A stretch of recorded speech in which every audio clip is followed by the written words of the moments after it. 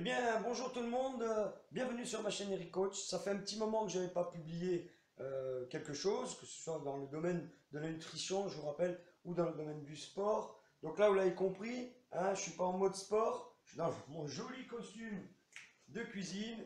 Et donc, je vous propose de faire ensemble la recette de la brandade de morue. Ben, c'est une version revisitée, bien évidemment, pour qu'elle soit nutritionnellement intéressante. Pourquoi? Parce que c'est à base de pommes de terre et de morue, poisson, glucides. Et bien sûr, j'ai supprimé tout ce qui était matière grasse, c'est-à-dire le beurre qu'on peut retrouver dans la recette traditionnelle et la crème fraîche. Donc, on va voir ensemble comment on fait ça. Ok, à tout de suite.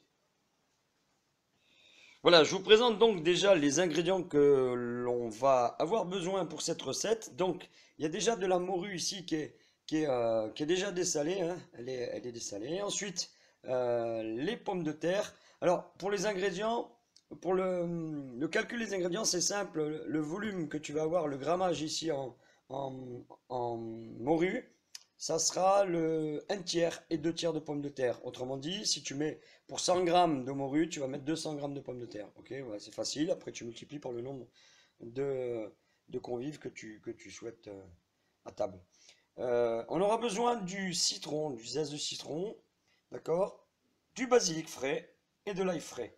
Ce qu'on voit au fond, c'est en fait de la poudre de lait. Pourquoi la poudre de lait? Ben, tout simplement parce qu'on peut la doser comme on veut, hein, en matière, je parle. Normalement, c'est 100 grammes pour un litre, ça dépend les fabricants, mais en règle générale, c'est ça. Ben, moi, je divise par 2, 50. C'est juste pour apporter le côté blancheur à la morue qu'on va cuire par immersion dans ce lait-là. D'accord? D'ailleurs, on va le voir. Bien, voilà, regarde. Donc là, on utilise pour préparer la morue un couteau qu'on appelle filet de sol. C'est un couteau effilé, long comme ça, qui nous permet, ben, bien sûr, de lever les filets de poisson, quel qu'il soit, mais aussi de dépecer le poisson facilement. Regarde. Donc là, tu vois, on a la peau de la morue qu'on va supprimer. Alors, on va passer la lame comme ceci dessous, tu vois, et on fait glisser. Voilà, tout simplement. Et voilà. Et là, on obtient la peau. C'est presque magique. Tu vois. Ensuite, pour travailler les arêtes, ici au milieu, là, tu as toujours une arête centrale. Donc, on fait glisser le couteau. On vérifie par palpation. Voilà, on fait glisser le couteau sur les arêtes. Et on enlève la partie centrale qui contient, bon, bien sûr, il y a un petit peu de chair. Mais toutes les arêtes comme ça sont difficiles à délocaliser. Donc, la plus simple, c'est de faire comme ça. Tu perds un peu de matière. Mais voilà, après, tu coupes tes morceaux comme ceci, et là c'est prêt. Ok, voilà. Alors, comment on dessale une morue? C'est simple, il faut les mettre dans l'eau froide pendant au moins 12 heures pour qu'il reprenne son aspect. Tu vois, il est gorgé d'eau là, tu vois. Donc, ensuite, donc ça c'est ma petite touche personnelle. Je rajoute un petit peu de genièvre écrasé là, tu vois. Et puis quelques gousses d'ail que j'en réserve quelques-unes, d'accord? J'en garde quelques-unes après que je vais mixer avec le basilic, hein, que je vais hacher pour mettre en fin de recette. Donc là, j'ai écrasé mes baies de genièvre, mon ail, et là, je m'en vais le mettre dans le lait où j'ai mis quelques feuilles de laurier aussi. Ça, c'est la touche, c'est pas une obligation, mais voilà. Tu vois, donc là, j'ai parfumé avec du genièvre, de l'ail et du laurier. Je vais donc plonger mes morues à l'intérieur, d'accord? Voilà. Mes morues qui sont donc dépecées, désarrêtées. Voilà. Donc voilà, tu vois là, ça a bien frémi. Ma morue quasiment cuite. On va les laisser quelques temps en immersion, qu'elles s'imprègnent, voilà, qu'elles s'imprègnent un peu du laurier, de toute la petite garniture aromatique que j'ai mis dedans. Voilà, c'est 5 minutes comme ça, et après on va les goûter, d'accord? Voilà. Alors, comment je passe de ça à ça? Je ne vais pas te l'expliquer quand même, si. Bon, puisque tu insistes, ne prends pas ça. Ça, c'est ce qu'on appelle un couteau d'office. Tu vas racler beaucoup de chair avec ça. Utilise plutôt ceci.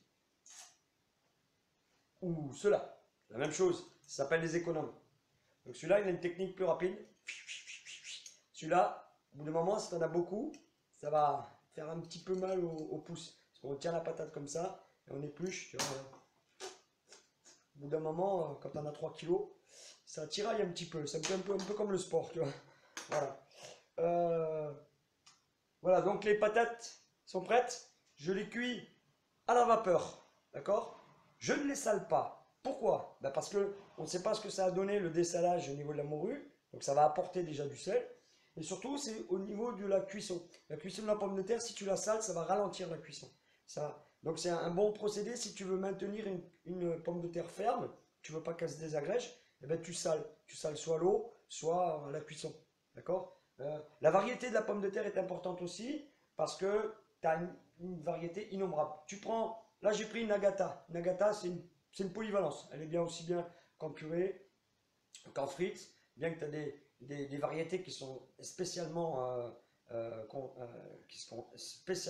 faites pour des types de cuisine particulières, notamment la Mona Lisa ou la Charlotte, qui sont pour des pommes rissolées, tu vois, qui se tiennent bien, qui sont ce côté croustillant, voilà, qu'on va peut-être pas forcément trouver sur Nagata. Nagata, c'est bien, c'est un bon compromis entre les deux. Voilà, c'était une petite astuce. La phase suivante. Donc là, on arrive quasiment à la phase finale, tu vois. Donc là, je me sers d'un robot, un robot pâtissier pour faire le mélange. Hein, j'ai préalablement mélangé mes pommes de terre cuites, hein, qui étaient cuites à la vapeur. J'ai rajouté donc la morue, d'accord. J'ai rectifié l'assaisonnement en sel et en poivre. Ensuite, j'y rajoute mon mélange d'hachis, d'ail et de basilic, d'accord. Et ensuite, mes zestes de citron que j'ai fait à l'aide de cet outil-là. Ça, c'est très intéressant parce que tu peux l'utiliser aussi pour hacher de l'ail. Tu vois, c'est ce qu'il te faut pour faire des zestes de très bonne qualité. Regarde, hein. Voilà. Et on va rajouter donc de l'huile d'olive ici. D'accord? De l'huile d'olive, un mélange. Et après, il y a voilà la phase finale du mélange, tu vois. Donc on monte ce qu'on appelle monter à l'huile d'olive. On rajoute l'huile d'olive en phase finale. Voilà, voilà c'est le corps gras que je rajoute. Hein, au lieu de la crème et du beurre, ben, je rajoute cette huile d'olive qui va se mélanger, qui va donner de l'onctuosité à la préparation.